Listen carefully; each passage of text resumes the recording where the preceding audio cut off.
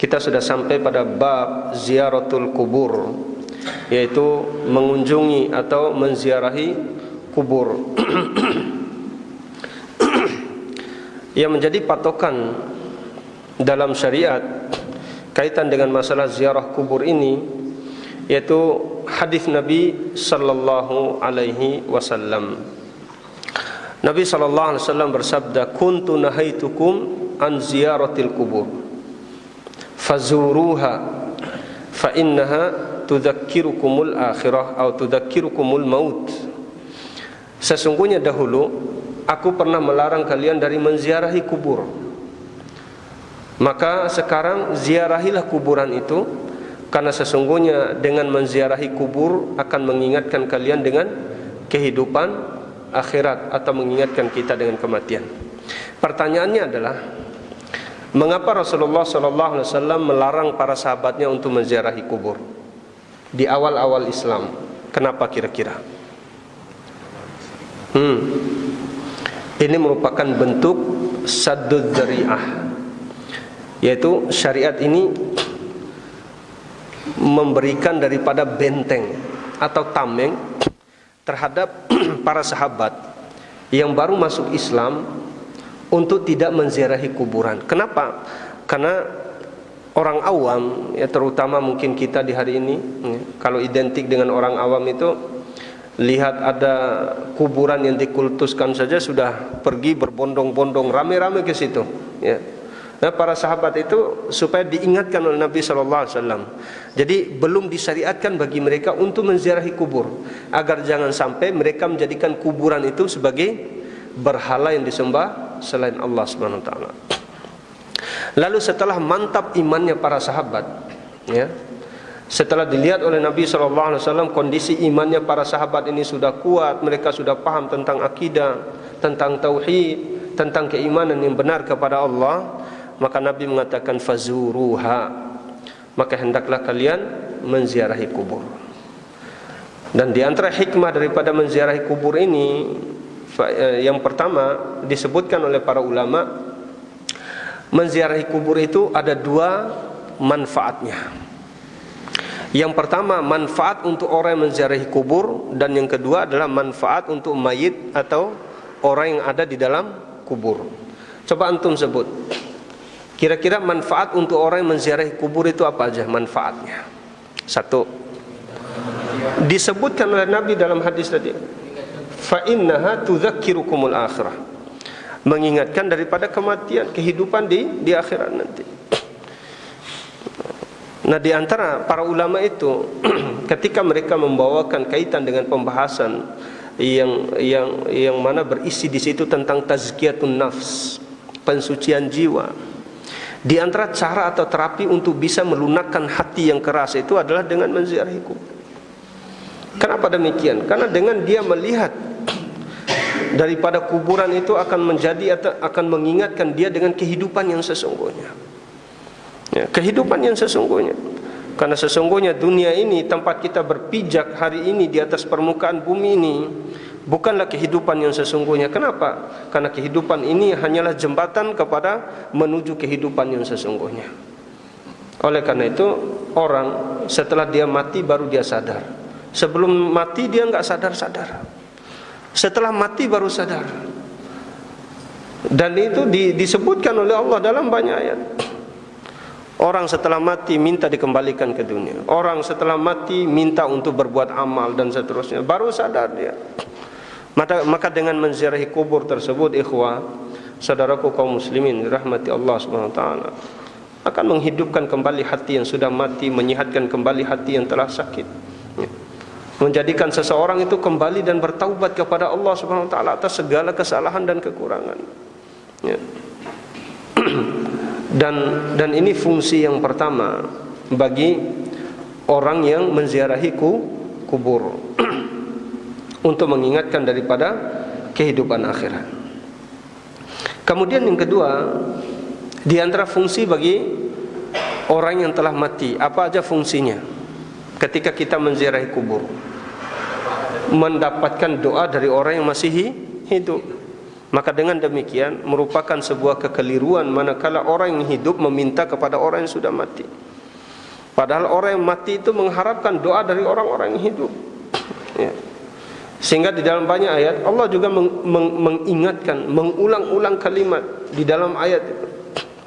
Ya, kaitan dengan kebiasaan orang-orang musyrikin yang meminta kepada orang-orang yang sudah mati, memohon pertolongan dan bantuan kepada orang-orang yang sudah mati.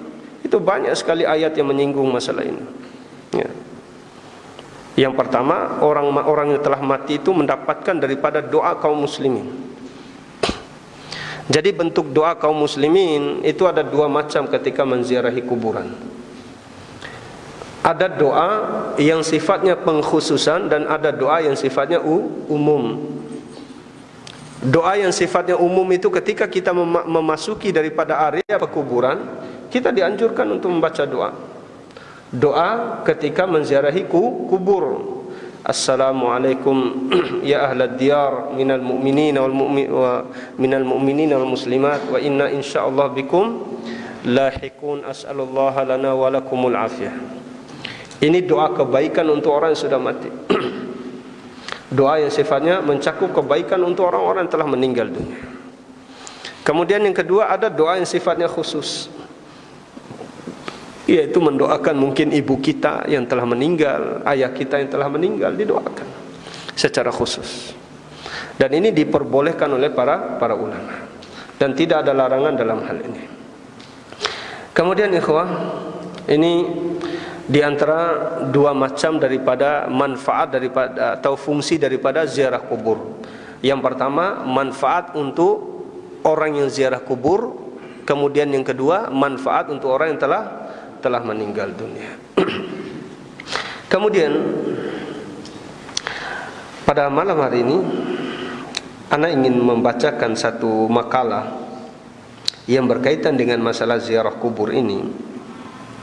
Ana nukil dari buku Al-Kalimat Al-Mulqat, yaitu yang disusun oleh Syekh Abdullah bin Amin Asy-Syaqawi, semoga Allah menjaga beliau. Dan ini ada banyak sekali hal, dan mungkin ini adalah waktu yang tepat untuk kita bacakan kaitan dengan perkara-perkara yang diharamkan, yang dilarang, kaitan dengan kuburan, kaitan dengan orang-orang bagaimana ketika mereka menziarahi kubur. Ini harus kita tahu semuanya, ikhwah. Bentuk-bentuk kubur yang disyariatkan, bentuk-bentuk kubur atau bentuk kubur yang dilarang dalam syariat, ini juga harus kita tahu. Apa saja yang harus kita lakukan ketika kita berada di area pekuburan dan seterusnya. Saya bacakan, kita mulai dari perkataan beliau di sini. Wa minal bid'ah wasyirkiyat allati tahsulu 'indal qubur. Dan di antara perkara-perkara bid'ah dan perkara-perkara kesyirikan yang berkaitan dengan masalah kuburan, ya. Yang pertama adalah adz-dzabhu wan-nahru 'indal qabr, yaitu melakukan sembelihan di sisi kubur. Ini larangan yang paling besar, pelanggaran yang paling besar yang berkaitan dengan hak Allah Subhanahu wa taala yang dilanggar oleh sebagian kaum muslimin. Ya. Ada orang memang dia sengaja dari rumahnya pergi ke kubur itu untuk melakukan sembelihan. Mungkin dia melakukan sebuah nazar, ya, sebuah janji dia untuk si mayit, atau apalah, dia memiliki sebuah janji, kemudian dia menginginkan atau merealisasikan daripada apa yang sudah menjadi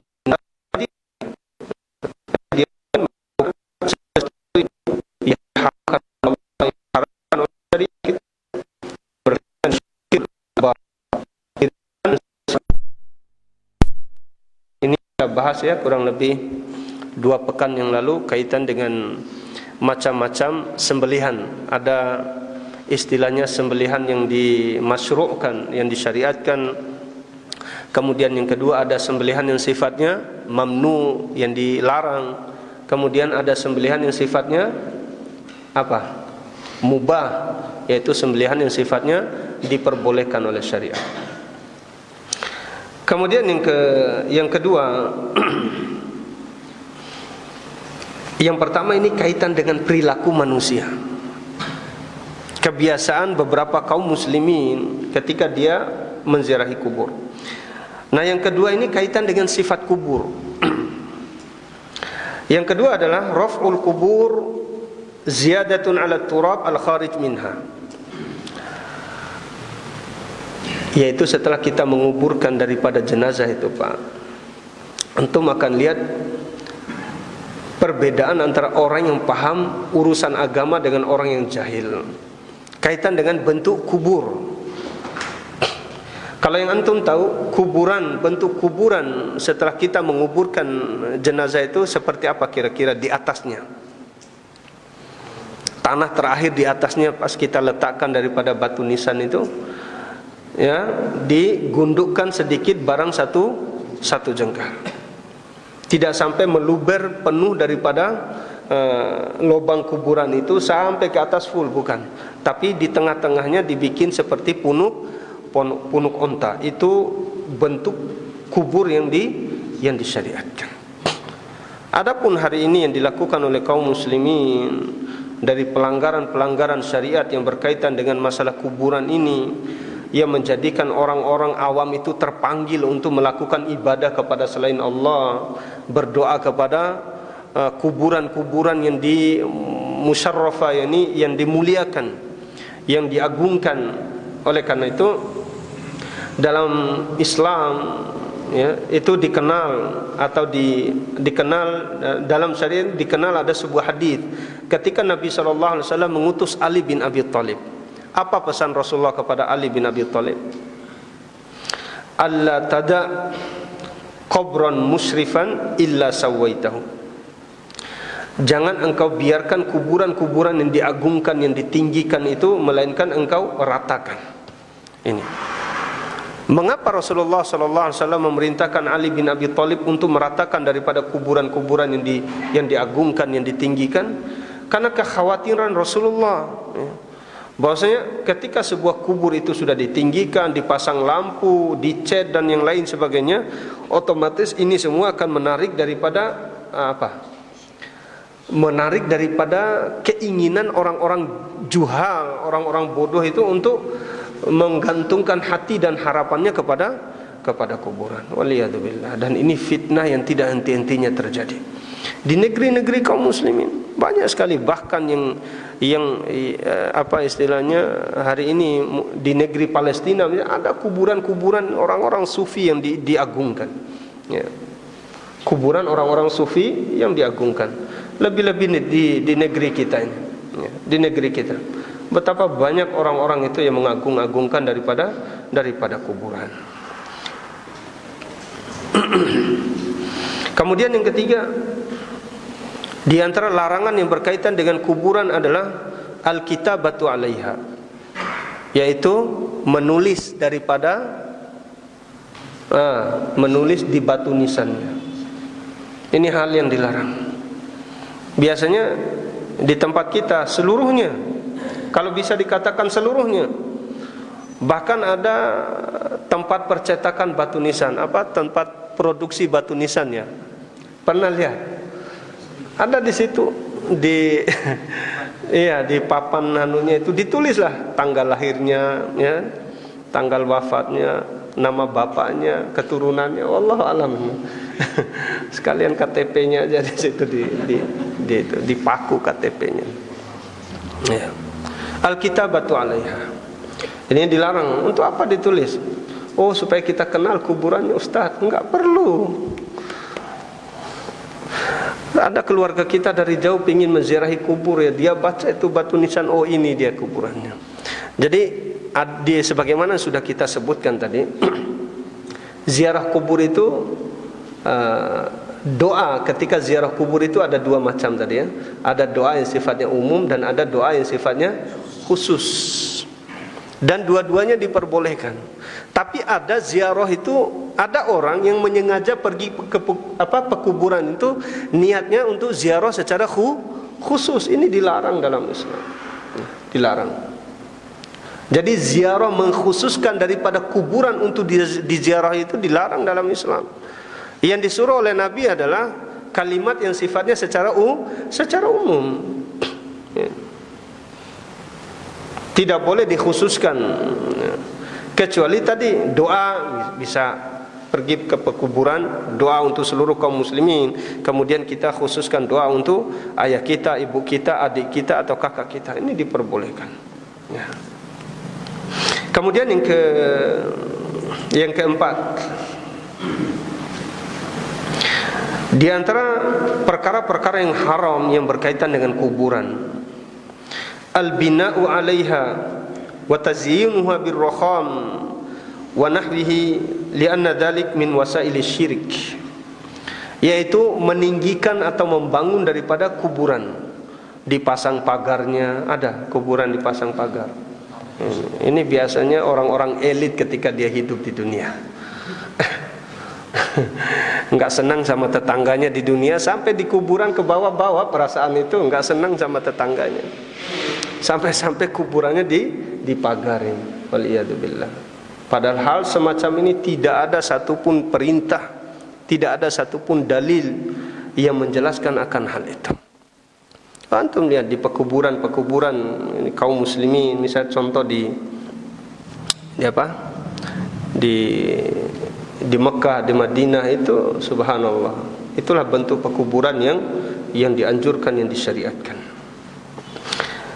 Kemudian yang kelima, di antara larangan kaitan dengan kebiasaan manusia, kebiasaan beberapa orang ketika dia berada di area pekuburan, yaitu al-qu'udu 'alaiha, duduk di atas kuburan.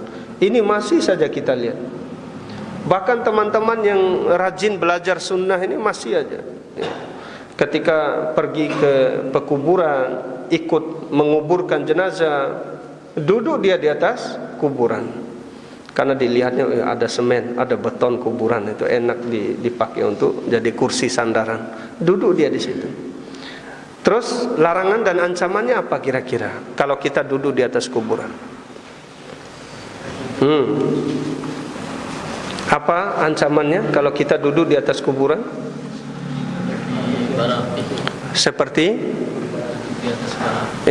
seseorang dia duduk di atas kuburan, ya, itu bahayanya, ada ancamannya. Seperti orang itu yang duduk di atas bara api sampai tembus daripada kulitnya, ya, dibakar maksudnya ini, ya. Lebih baik bagi dirinya untuk dibakar sampai tembus sampai kulitnya daripada dia harus duduk di atas pekuburan, di atas kubur. Kira-kira apa hikmah yang diinginkan oleh Nabi SAW kaitan dengan larangan ini? Apa hikmahnya kira-kira, Pak? Karena ini berkaitan dengan hurmatul muslim, kehormatan seorang muslim. Di dunia ini kita diharamkan untuk menindas kaum muslimin, ya, merendahkan kaum muslimin, menghina, mencaci maki kaum muslimin. Maka hal ini pun berlaku di kuburan, ya.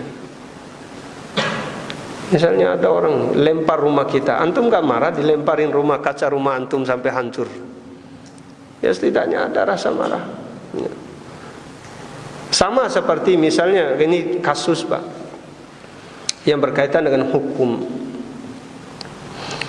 Ketika kita menggali kuburan, ternyata di situ ada, ini ternyata kuburan tua sudah ini. Ternyata di situ ada tulang manusia, tulang manusia. Digali ternyata tulang ini kena cangkul atau apa istilahnya, terus patah tulangnya. Itu gimana hukumnya kira-kira, Pak? Setahu antum, apa hukumnya mematahkan tulang mayat yang ada di kuburan? Mungkin karena terlalu lama dia dikuburkan, dianggap tidak ada kuburan di situ. Itu hukumnya sama seperti kita mematahkan tulang dia selama dia hidup di atas dunia ini. Sama dosanya. Tuh lihat.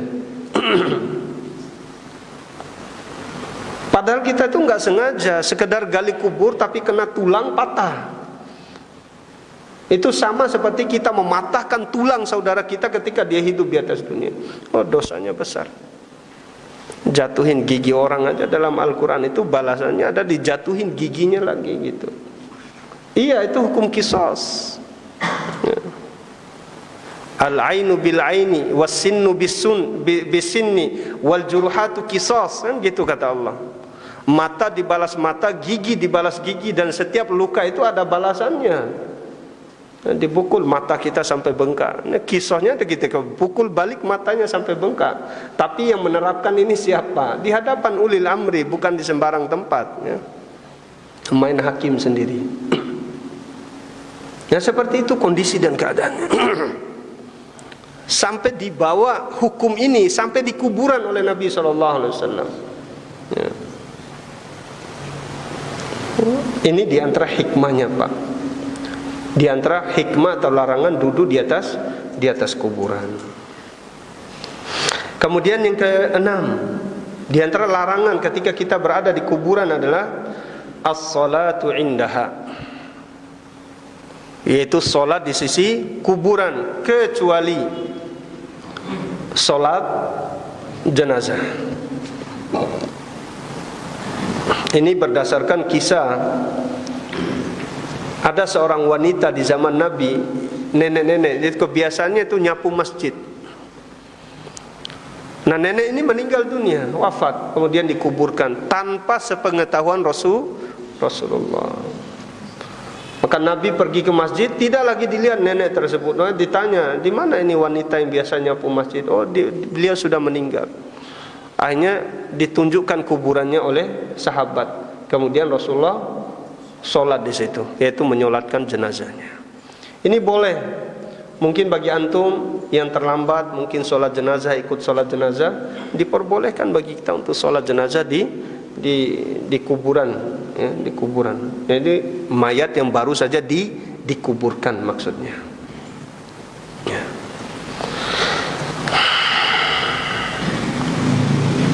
Nah, kaitan dengan sholat di sisi kubur, ini datang larangan secara khusus.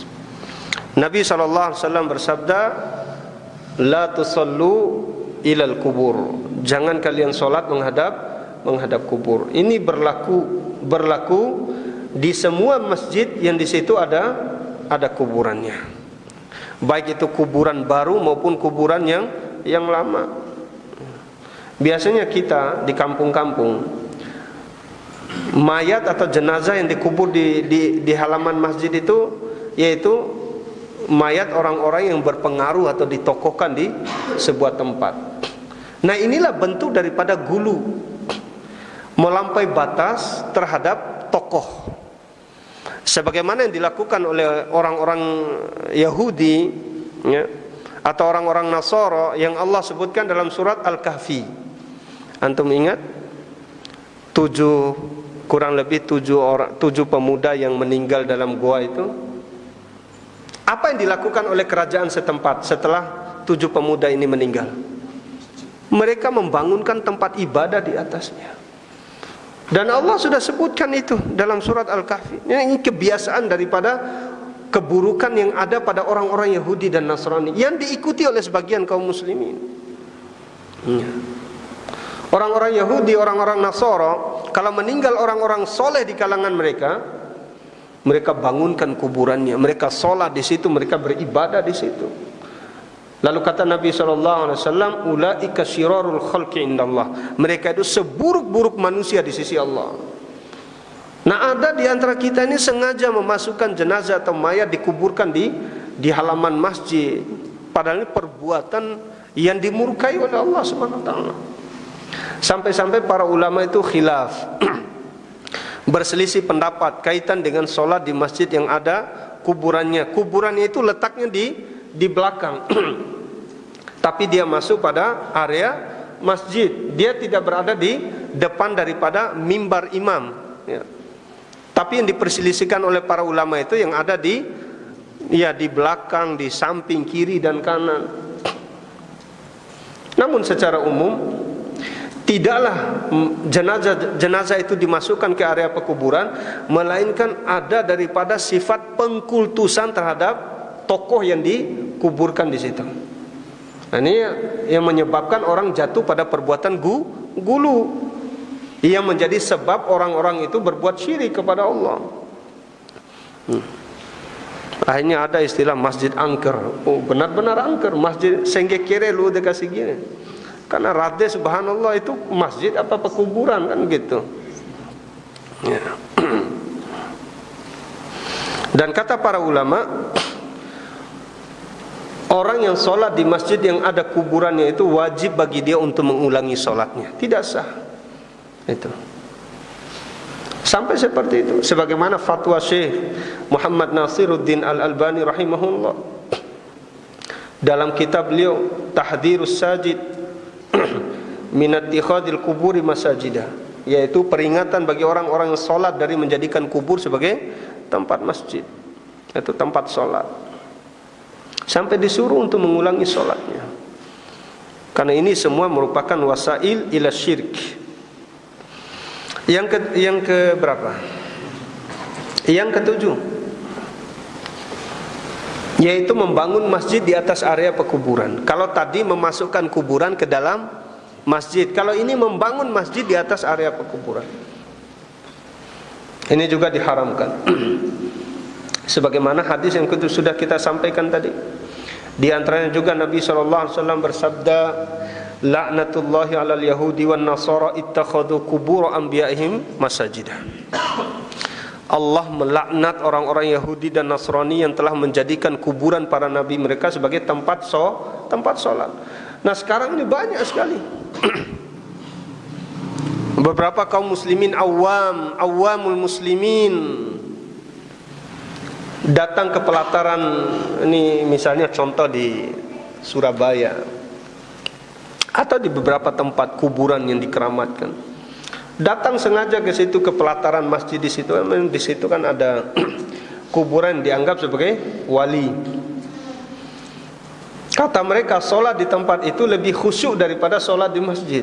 Waliyadzubillah. Sehingga orang lebih berani daripada membakar masjid daripada membongkar kuburan para wali. Kan begitu? Iya. Seakan-akan kuburan ini sudah sesuatu yang sudah paten wajib untuk dimuliakan daripada masjid. Orang berani membakar masjid, padahal orang Islam sendiri. Tapi dia lebih tidak senang ketika diingatkan kaitan dengan perbuatan kesyirikannya. Subhanallah. Sampai seperti itu. Karena mengapa hal ini bisa terjadi? Karena kita jahil dalam urusan agama, tidak paham mana hak-hak yang mesti kita tunaikan, apa saja kewajiban bagi orang-orang yang hidup untuk orang-orang yang mati, apa saja yang mesti dilakukan oleh orang-orang yang masih hidup kaitan dengan kepribadian yang ada pada wali tersebut atau orang-orang soleh tersebut. Kan kita disuruh untuk meniru daripada amal ibadahnya, kebiasaannya, kesolehannya. Itu perintah dari Allah untuk kita yang masih hidup. Kita tidak disuruh untuk meminta kepada mereka atau mengkultuskan kuburan mereka. Karena itu semua larangan. Yang disuruh oleh Allah adalah mengambil asar, jejak-jejak kehidupan mereka di atas dunia selama mereka hidup. Akidahnya yang lurus, kesolehan mereka, ya, rajinnya mereka dalam urusan siam, puasa, solat, zikir, qiraatul Quran, bagaimana muamalahnya dengan sama kaum muslimin, kebaikan-kebaikannya, itu perintah bagi kita untuk menirunya, ya. Bukan perintah untuk mengkultuskan kuburan, bukan. Kalaulah sekiranya kuburan Nabi SAW itu diperlihatkan, diletakkan di tempat apa yang di kerumunan manusia, wallahi semua manusia akan menyembah kuburan Rasulullah SAW. Yang disuruh oleh Allah terhadap pribadi Nabi apa? Kewajiban atas kita mengikuti sunnahnya, berselawat kepada beliau, mengagungkan sunnahnya, mendakwahkan sunnahnya. Itu yang disuruh, ya. Kita tidak disuruh untuk menyembah Nabi SAW. Tapi sekali lagi, kembali lagi kepada kejahilan sebagian kaum muslimin, ya, yang sengaja datang ke kuburan untuk disembah daripada orang yang ada dalam kuburan itu. Waliyadzubillah. Nah, kita adzan dulu. Aqulu qouli hadza wa astaghfirullah li wa lakum.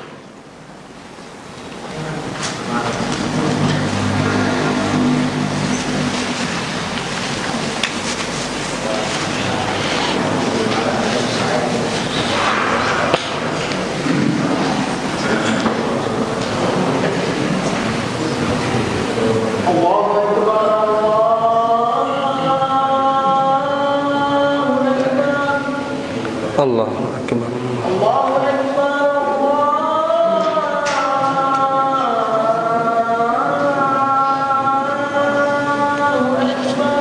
Allahu akbar. Asyhadu an la ilaha illallah.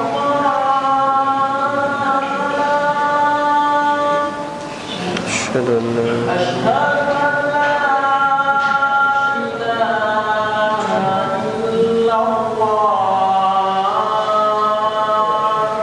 أشهد أن لا أشهد أن محمدا رسول الله أشهد أن محمدا أشهد أن محمدا رسول الله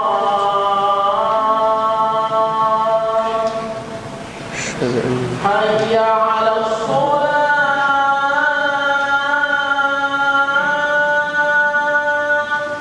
لا حول ولا قوة حي على الصلاة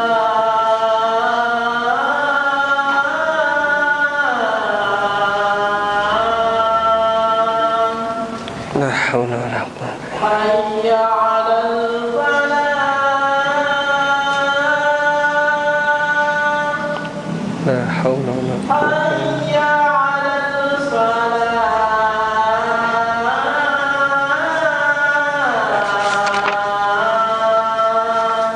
لا حول الله أكبر الله أكبر الله أكبر لا إله إلا الله لا إله إلا الله بسم الله الرحمن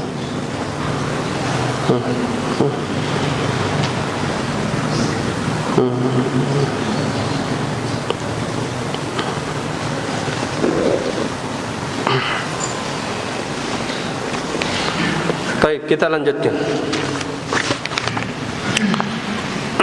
Kaitan dengan bentuk-bentuk pelanggaran sebagian kaum muslimin ketika mereka berada di pekuburan. Yang selanjutnya, yang keberapa? Yang ke-8, yaitu mengkhususkan waktu untuk menziarahi kubur. Ini merupakan bentuk larangan. Karena kita melihat ada banyak sekali ya, sebagian saudara-saudara kita untuk pergi ke kuburan itu mereka mengkhususkan waktu. Contohnya misal hari Jumat sore ya, kemudian di hari-hari besar Islam, Idul Fitri, Idul Adha, kemudian ketika memasuki bulan Ramadan, itu ramainya pada saat itu. Padahal perintah untuk menziarahi kubur ini sifatnya adalah umum, tidak dijelaskan daripada waktunya. Ketika kita ada kesempatan untuk menziarahi kubur, maka kita manfaatkan kesempatan itu.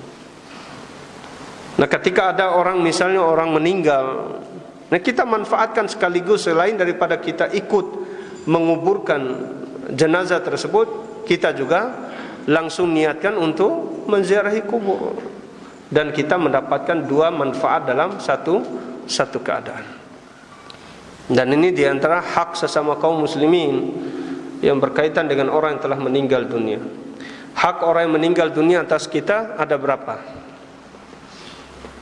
Hak orang Islam yang meninggal yang harus kita penuhi selain daripada ahli warisnya ada berapa?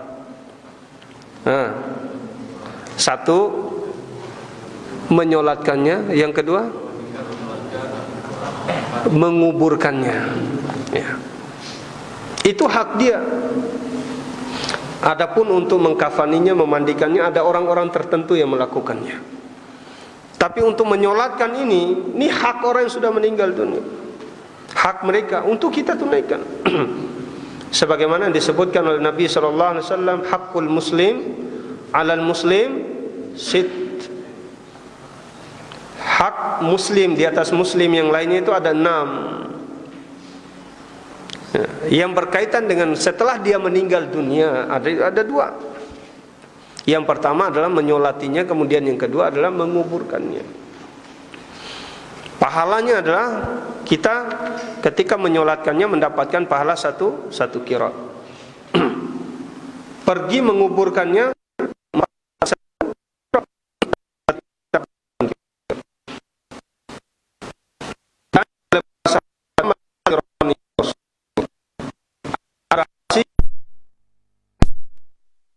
Rasulullah mengatakan mithlul jabalainil azimain, seperti dua gunung yang paling besar, Gunung yang paling besar yang antum tahu di sini gunung apa? Tambora kan?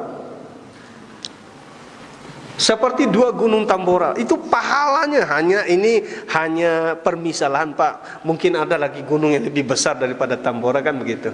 Ya. Hanya perumpamaan Nabi SAW. Hanya menyolatkan jenazah, kemudian menguburkannya, subhanallah. Itu pahalanya sudah luar biasa. Kemudian selain daripada kita pergi menguburkan jenazah, kita juga menyempatkan diri untuk berdoa atau mendoakan kaum muslimin, yaitu dengan ketika kita memasuki area pekuburan ini kita doakan. Jangan lupa didoakan. Ini kebanyakan kita itu lalai dalam hal ini. Mestinya kita memasuki area pekuburan itu doakan kaum muslimin, dan jangan lupa buka sandal kita. Karena orang yang ada di dalam kuburan itu mendengar derap sandal itu dikiranya hari kiamat. Itu disebutkan dalam hadis yang sahih itu. Maka dianjurkan bagi kita ketika masuk kubur itu, area pekuburan, buka sandal kita, ditenteng. Jangan dipakai. Karena derap sandal itu akan menjadikan takut orang-orang yang ada di dalam kuburan. Subhanallah.